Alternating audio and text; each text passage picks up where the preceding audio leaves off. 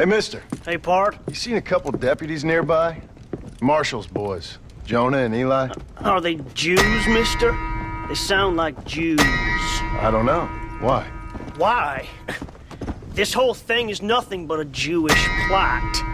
You do know that, don't you? I find that highly unlikely, amigo. Well, I don't like Jews. Or colored folk. Or natives, now that you mention it. Well, you're a nice, kind-hearted man to meet in a time of trouble. Kind does not come into it. Why? What are you talking about? Why? I bet you like Catholics. I can't stand them neither. Nor women.